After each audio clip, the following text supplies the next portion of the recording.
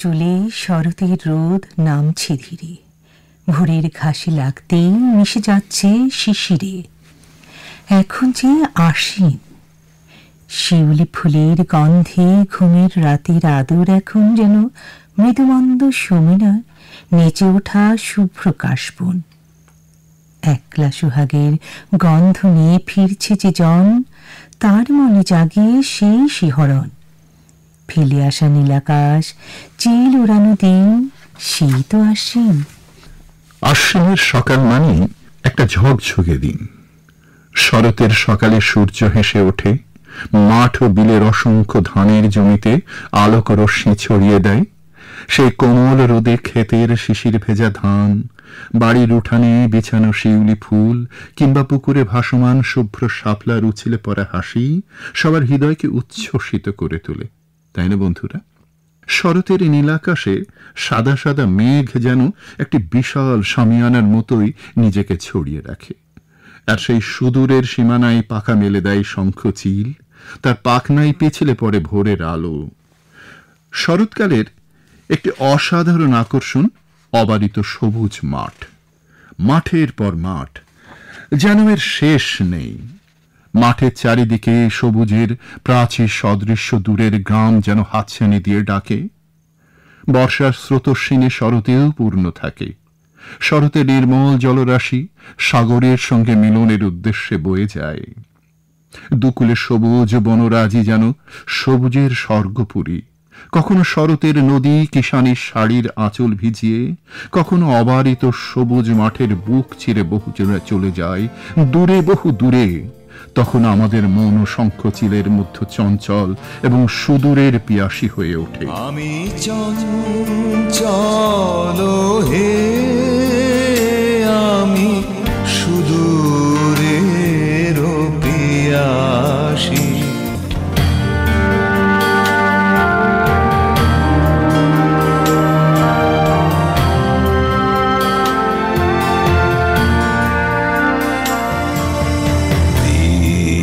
চলে যায় আমি আনমনে,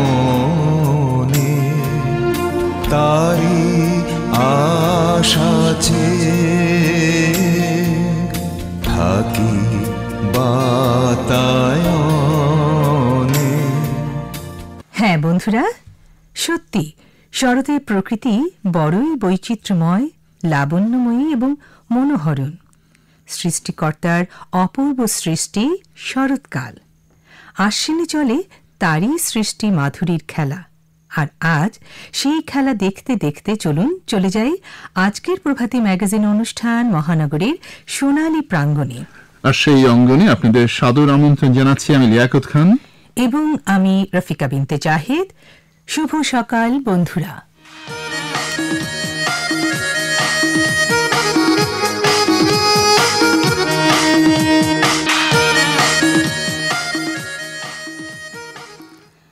আজ বুধবার, 17 আশ্বিন 1431 বঙ্গাব্দ, 2 অক্টোবর 2024 খ্রিস্টাব্দ, 28 রবিউল আউয়াল 1446 হিজরি, শরৎকাল।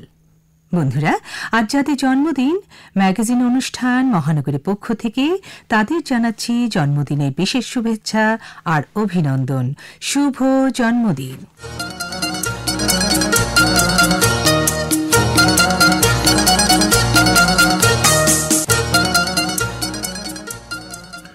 মানব চরিত্রের মাঝে যেমন ভালো দিক রয়েছে, তেমনি রয়েছে বেশ কিছু খারাপ দিকও।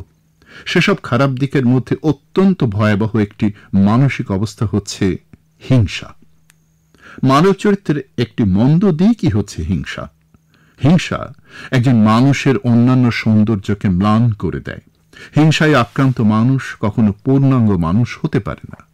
হিংসা নামে সেই জীবাণু শত সহস্রগুণ সংক্রামক ও দুরারোগ্য। অহিংসা শব্দটি হচ্ছে হিংসার বিপরীতার্থক শব্দ, যা বলতে বোঝায় হিংসা থেকে দূরে থাকা, কারো প্রতি হিংসা না করা।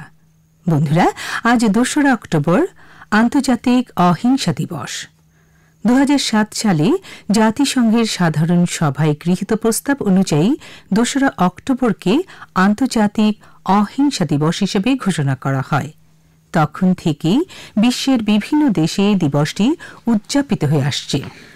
বিশ্ব থেকে হিংসা, বিদ্বেষ, হানাহানি, মারামারি, সহিষ্ণুতা ও রক্তপাত বন্ধে বিশ্ববাসীর চেতনাকে জাগিয়ে তোলাই আন্তর্জাতিক অহিংসা দিবসের মূল বাণী। সারা বিশ্বে অহিংসার বার্তা ছড়িয়ে দেওয়া এই দিবসের অন্যতম প্রধান উদ্দেশ্য। এটি যে কোনো সমস্যার শান্তিপূর্ণ সমাধানের গুরুত্বের উপর গুরুত্ব আরোপ করে এবং ব্যক্তি ও সম্প্রদায়কে বিরোধ সমাধানের জন্য অহিংস পন্থা অবলম্বন করতে উৎসাহিত করে।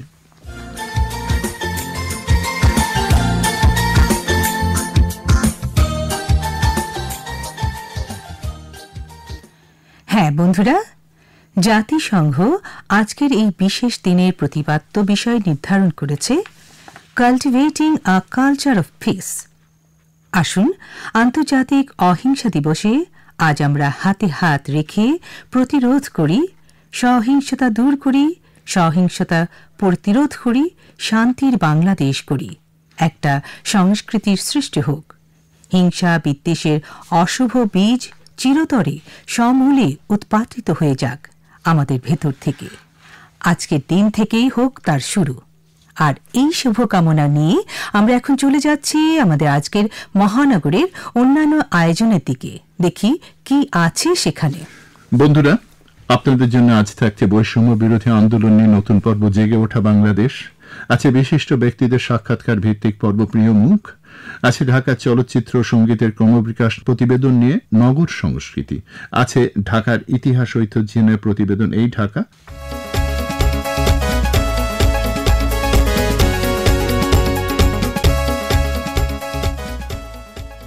শ্রোতা বন্ধুরা, আপনারা শুনছেন ম্যাগাজিন অনুষ্ঠান মহানগর।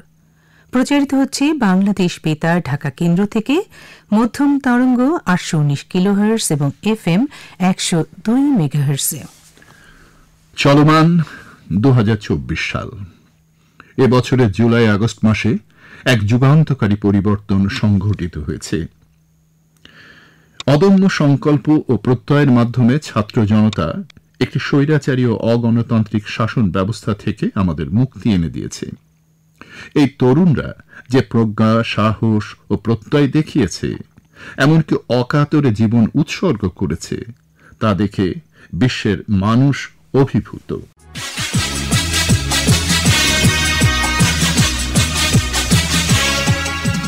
প্রিয় শ্রোতা, বৈষম্য বিরোধী আন্দোলনের একজন শহীদের নাম শহীদ শাকিল। শহীদ শাকিলের মিরপুরের ডি ব্লকের বাসায় যখন আমরা পৌঁছলাম, তখন ঘরের ভিতর থেকে তার মায়ের আহাজারি শুনতে পেলাম।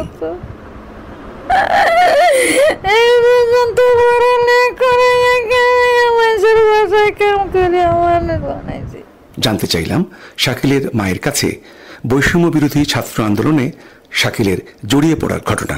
তিনি বললেন, ওই যে আন্দোলনও গেছে না গেছে কোনোদিনও আমার সাথে শেয়ার করেনি, বা আমাকে ভয় তো বলতো না।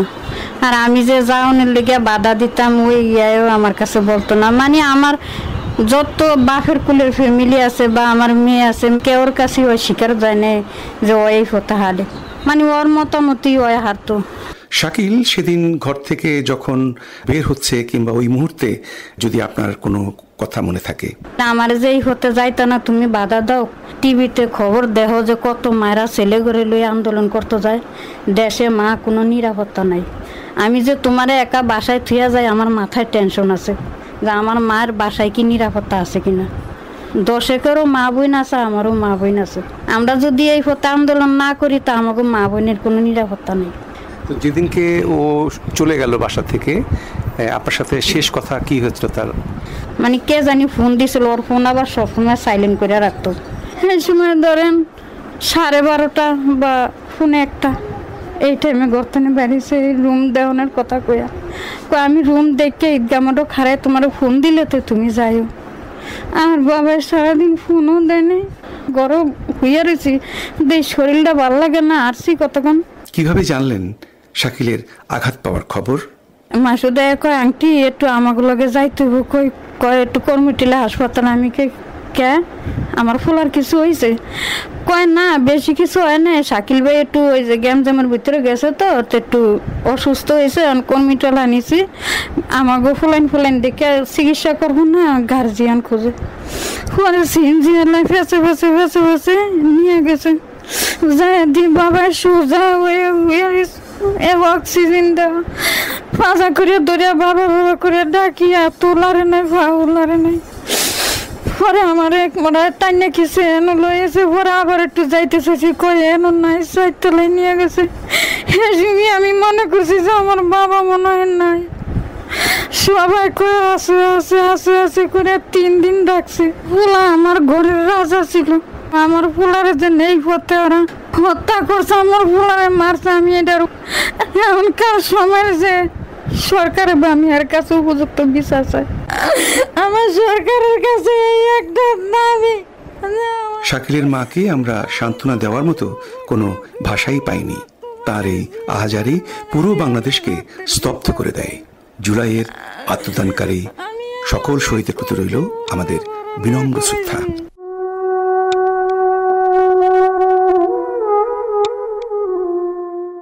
বন্ধুরা, শুনলাম জেগে ওঠা বাংলাদেশ 2024-এর বৈষম্য বিরোধী আন্দোলনের উপর নিয়ে ভিত্তি করে প্রামাণ্য প্রতিবেদনটি উপস্থাপনা করলেন মামুনুর রশিদ। এই ফাঁকে মনে করিয়ে দিই, সারা দেশে প্লাস্টিক ও পলিথিনের ব্যবহার কমিয়ে আনতে গত 1 অক্টোবর থেকে সুপার শপগুলোতে নিষিদ্ধ করা হয়েছে পলিথিন ও পলিপ্রোপাইলিনের ব্যাগ। আমাদের সকলকে বুঝতে হবে, পলিথিনের ব্যবহার মানব দেহ ও পরিবেশের উপর বিরূপ প্রভাব ফেলে, যা আন্তর্জাতিকভাবে স্বীকৃত। অতএব আসুন, বর্তমান ও ভবিষ্যৎ প্রজন্মের জন্য এদেশকে বাসযোগ্য গড়ে তুলতে প্রত্যেকে নিজের দায়িত্বেই আমরা পলিথিনের ব্যবহার একেবারেই ছেড়ে দিই, বাদ দিয়ে দিই। কেমন? ভালো থাকুক বাংলাদেশ। বন্ধুরা, এবারের পর্ব প্রিয় মুখ। আজকের প্রিয় মুখের প্রিয়জন সঙ্গীত শিল্পী সালমা জাহান। তারই সাথে কথোপকথন নিয়ে এখনকার এই আয়োজন। আজ তার সাথে আলাপচারিতায় সঙ্গ দিচ্ছেন চমচমে দেওয়ান।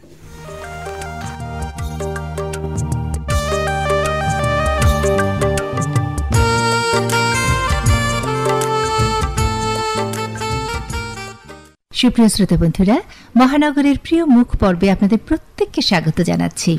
আজ এই পর্বে যার সাথে আমরা আড্ডায় মাইক্রোফোনের মুখোমুখি হয়েছি, তিনি আমাদের দেশের সঙ্গীতাঙ্গনের অত্যন্ত উজ্জ্বল একটি নাম, যার প্রতিভার আলো ছড়িয়েছেন সবখানে।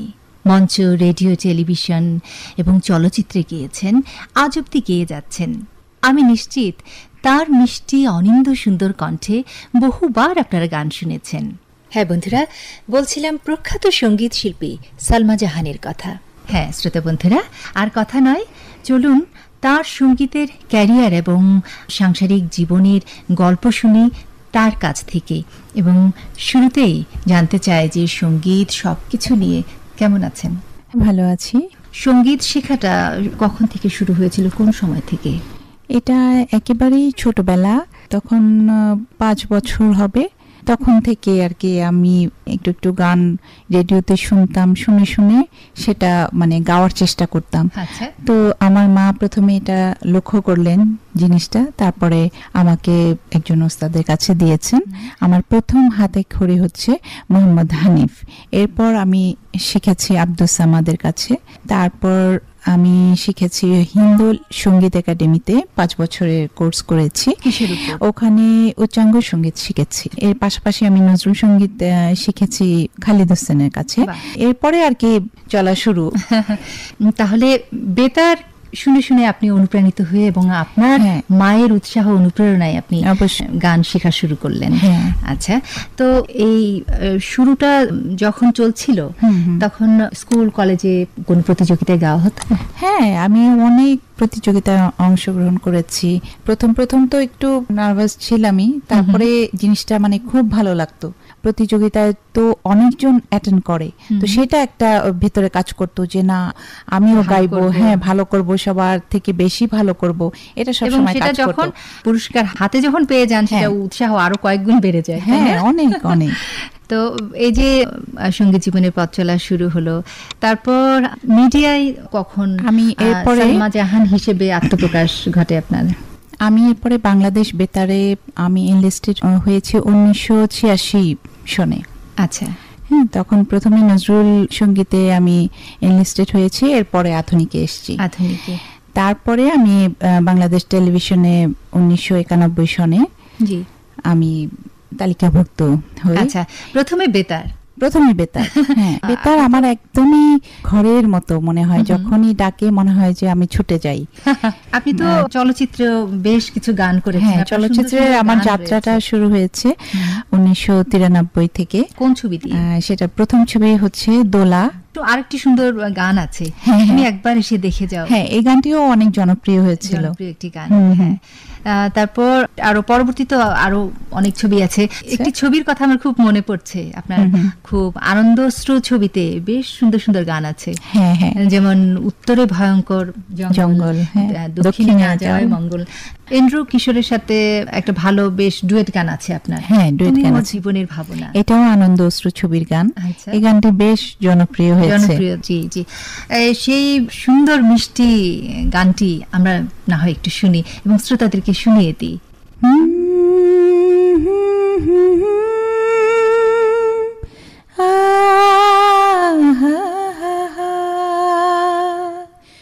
তুমি মোর জীবনের ভাবনা, হৃদয়ে সুখের দোলা, নিজেকে আমি ভুলতে পারি, তোমাকে যাবে না ভোলা, তুমি মোর জীবনের ভাবনা, হৃদয়ে সুখের দোলা। বাহ বাহ বাহ, অসাধারণ। তো আরো বেশ কিছু ছবিতে আপনি কাজ করেছেন। হ্যাঁ, আমি হৃদয়ে আমার ছবিতেও গান করেছি। পরিচালক দিলীপ সোম এবং গীতিকার আব্দুল হাই আলহাদি এবং সুরকার আজাদ মিন্টু ভাইয়ের। ওই গানটিও বেশ জনপ্রিয় হয়েছিল। সেটা হচ্ছে পৃথিবীকে ভালোবেসে সুরে সুরে কাছে এসে কত যে আপন হয়েছ। এরপরে আমি মহামিলন ছবিতেও গান করেছি এম এ খালেক সাথে। এরপরে আমি স্বপ্নের নায়ক ছবিতেও গান করেছি, চোখে চোখে আমি রেখেছি তোমায়। সুরকার ছিলেন আজাদ মিন্টু ভাই এবং পরিচালক ছিলেন নাসির খান। এরপরে আমি রূপসী রাজকন্যা, তারপর দুই রংবাজ, নাটের গুরু, তারপর তোমার জন্য ভালোবাসা, খবর আছে, জামিন নাই, 13 পান্ডা এক গুন্ডা, আরো অনেক অনেক ছবিতে গান করার সৌভাগ্য হয়েছে। অনেক ছবির কথা আজকে আমরা জানলাম, যা কিনা আমাদের অজানা ছিল। বেশ কয়েকটি ছবিতে আপনি প্লেব্যাক করেছেন, তারপর অ্যালবামেও নিশ্চয়ই কাজ করেছেন। হ্যাঁ হ্যাঁ, অ্যালবামেও কাজ করেছি। সেটা হচ্ছে 95 প্রথম আমার একক অ্যালবাম বেরিয়েছে, ওটা ছিল চিঠিতে কি ভরে মন। আচ্ছা আচ্ছা, এরপরে অনেক ডুয়েট অ্যালবামও বের হয়েছে। এখন একটু আপনার ব্যক্তিগত জীবনের কথা একটু জানি। আপনার সাংসারিক জীবনে কয় ছেলে মেয়ে? আমার একটা মাত্র ছেলে। গান বাজনার সাথে জড়িত? ওইভাবে জড়িত না, ও গিটার শিখছে, পাশাপাশি তো গান শুনে গানও একটু একটু তুলছে। পরিবারে আর কেউ কি সঙ্গীত চর্চা করে? এমনি আমার হাজবেন্ড তো আগে থেকে গান লিখতো, ওনার সুরেও আমি গান করেছি। বাহ। আর সামনে পরিকল্পনা গান নিয়ে কিছু আছে কি? পরিকল্পনা তো আসলে অনেক কিছুই থাকে, কিন্তু সবসময় সবকিছু আসলে হয়ে ওঠে না। তো যেহেতু গানের মানুষ, সেহেতু পরিকল্পনা তো থাকে যে আমি গান নিয়ে আরো অনেক দূরে গিয়ে যাব, আর অ্যালবাম আরো বের করার ইচ্ছে আছে। এবং শুভকামনা থাকলো আপনার জন্য, যে আপনি সুন্দর সুন্দর গান যেন আমাদেরকে উপহার দিতে পারেন। অবশ্যই আমার শ্রোতারা আমার জন্য অবশ্যই দোয়া করবেন, যাতে আমি আরো সুন্দর সুন্দর গান উপহার দিতে পারি, মৌলিক গান। আমরাও প্রত্যাশা করি সেটি। সুপ্রিয় শ্রোতা বন্ধুরা, আজ আমরা আজকের আমন্ত্রিত অতিথির সাথে আড্ডায় কথা বলতে বলতে একেবারে শেষ প্রান্তে, তাই তো এখন বিদায় নিতে চাই। পৃথিবীকে ভালোবেসে সুরে সুরে কাছে এসে কত যে আপন হয়েছ, যেখানে থাকো তুমি সেখানে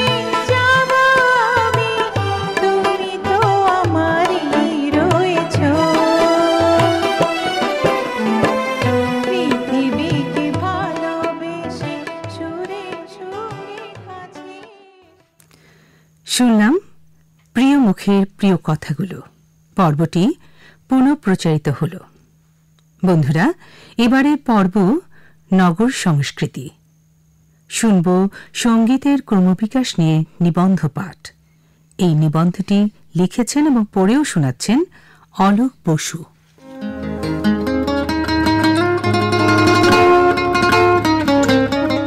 1947 সালে দেশভাগের পরে কলকাতা থেকে ঢাকা রেডিওতে এসে অনেক সঙ্গীতশিল্পী যুক্ত হয়েছিলেন। মুমতাজ আলী খানের কথা গত পর্বেই সংক্ষিপ্ত আকারে বলেছি। তিনি অবশ্য 1946 সালেই ঢাকা এসে রেডিওতে যোগ দিয়েছিলেন। দেশভাগের পরে আব্দুল লতিফ, বেদারউদ্দিন আহমেদ, আব্দুল আহাদের মতো গুণী সঙ্গীতশিল্পীরা যেমন এসে যোগ দেন ঢাকা রেডিওতে, তেমনি ফররুখ আহমেদের মতো লেখকরাও যুক্ত হন। যুক্ত ছিলেন তালিম হোসেন, সাইদ সিদ্দিকী, আব্দুল হালিম চৌধুরী, হাবিবুর রহমান প্রমুখ। আজকের এ পর্বে আমরা আব্দুল লতিফ সম্পর্কে সংক্ষেপে দু-চার কথা বলার চেষ্টা করব। আব্দুল লতিফ একজন স্বনামধন্য সঙ্গীতশিল্পী, গীতিকার ও সুরকার।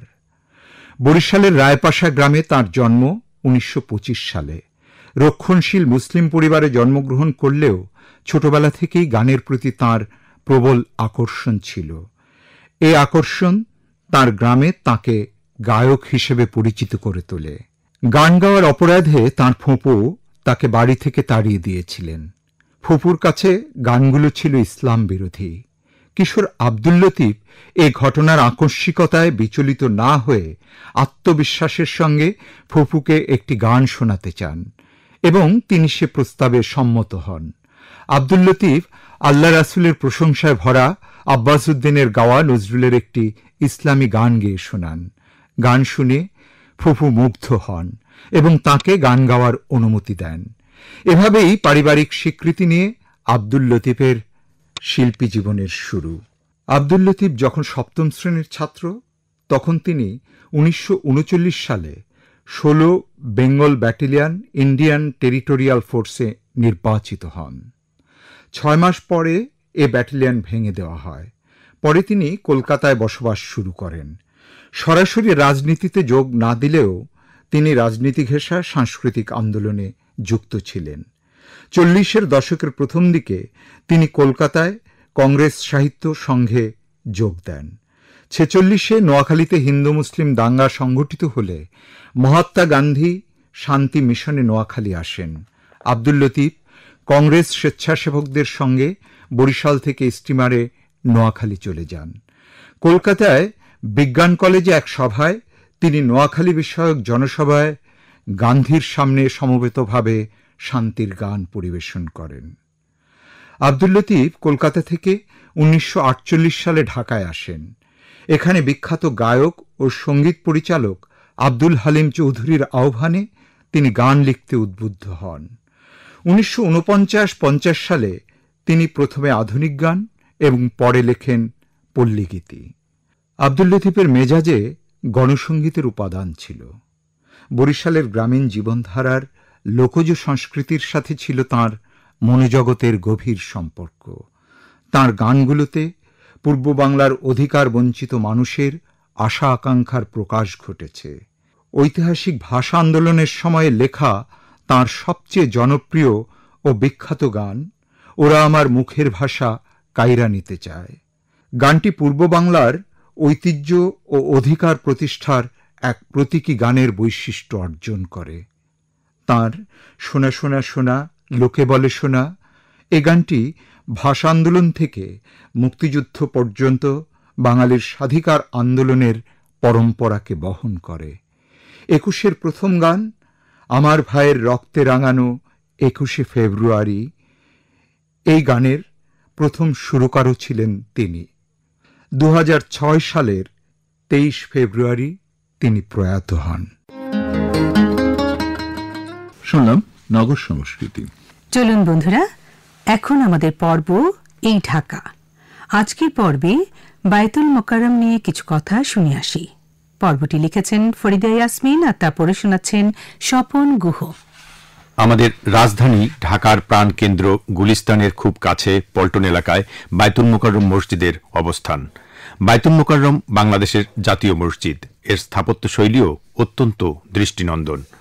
আব্দুল লতিফ ইব্রাহিম বাওয়ানি প্রথম ঢাকাতে বিপুল ধারণ ক্ষমতা সহ একটি গ্র্যান্ড মসজিদ নির্মাণের পরিকল্পনার কথা প্রকাশ করেন। 1959 সালে বায়তুল মোকাররম মসজিদ সোসাইটি গঠনের মাধ্যমে এই পরিকল্পনা বাস্তবায়নের উদ্যোগ নেওয়া হয়। পুরানো ঢাকা ও নতুন ঢাকার মিলনস্থলে মসজিদটির জন্য জায়গা অধিগ্রহণ করা হয়। স্থানটি নগরীর প্রধান বাণিজ্য কেন্দ্র থেকেও ছিল নিকটবর্তী। বিশিষ্ট স্থপতি টি আব্দুল হুসেন থারিয়ানিকে মসজিদ কমপ্লেক্সটির নকশার জন্য নিযুক্ত করা হয়। পুরো কমপ্লেক্স নকশার মধ্যে দোকান, অফিস, লাইব্রেরি ও গাড়ি পার্কিংয়ের ব্যবস্থা অন্তর্ভুক্ত হয়। পরবর্তীতে 1960 সালের 27 জানুয়ারি বাংলাদেশের জাতীয় মসজিদ বায়তুল মোকাররম নির্মাণের উদ্যোগ গ্রহণ করা হয়। তবে কয়েকটি পর্যায় মিলে এর নির্মাণ কাজ এখনও অব্যাহত রয়েছে। 20 শতকের 50-এর দশকের শেষ দিক থেকে অত্যন্ত দ্রুততার সাথে ঢাকা নগরীর বিস্তৃতি ঘটছিল। এর পরিপ্রেক্ষিতে সিন্ধুর বিশিষ্ট স্থপতি A.H. থারানের নকশায় নির্মিত বায়তুল মোকাররম মসজিদ। এই মসজিদ নির্মাণের জন্য পল্টনে 8.3 একর জমি বরাদ্দ রাখা হয়েছিল। এরপর 1962 সালে মসজিদের নির্মাণ কাজ শেষ হয়। মসজিদের নকশা খুব চমৎকারভাবে করা হয়েছে। 8 তলা বিশিষ্ট বায়তুল মোকাররম মসজিদের নিচ তলায় বিভিন্ন বিপণী বিতান ও গুদামঘর রয়েছে। মসজিদের দ্বিতীয় তলা থেকে ষষ্ঠ তলা নামাজ আদায়ের জন্য ব্যবহৃত হয়। দ্বিতীয় তলা থেকে খতিব নামাজ পড়িয়ে থাকেন। তবে তৃতীয় তলার উত্তর পাশে নারীদের নামাজ পড়ার বিশেষ ব্যবস্থা রয়েছে। বায়তুল মোকাররম মসজিদে একসাথে প্রায় 30,000 মুসল্লি নামাজ আদায় করতে পারেন। মসজিদে প্রবেশের জন্য উত্তর, দক্ষিণ এবং পূর্ব দিকে পৃথক পৃথক 3টি প্রবেশপথ রয়েছে। প্রধান ভবনটিতে সাদা রঙের ব্যবহার ও প্রায় কিউবিক আকৃতির অবকাঠামো সহ সমগ্র নকশাটিতে নির্মাণ সময়ের স্থাপত্যিক প্রভাব প্রতিফলিত হয়। বন্ধুরা, শেষ হয়ে এলো আজকের সময়টুকু। যাবার আগে বলি, ডেঙ্গু রোগের প্রাদুর্ভাব ঘটেছে। ডেঙ্গুর সূত্রপাত বিষয়ে সবাই আমরা কম বেশি জানি, তাই অ্যাডিস মশার প্রযোজন যাতে বৃদ্ধি না পায় সেদিকে আমাদের খেয়াল রাখতে হবে। বন্ধুরা, সময়ের একেবারে শেষ প্রান্তে যাবার আগে বলি শেষের কথাগুলো। আজকের অনুষ্ঠানটি গ্রন্থনায় ছিলেন লিয়াকত আলী খান, উপস্থাপনায় ছিলাম আমি রফিকা বিনতে জাহেদ এবং লিয়াকত আলী খান, প্রযোজনা সহকারী আব্দুল আউয়াল, প্রকৌশল সহায়তায় তাওহিদা আফরোজ, তত্ত্বাবধানে শাহনাজ বেগম এবং অনুষ্ঠানটি প্রযোজনা করেছেন তৃপ্তিকণা বসু।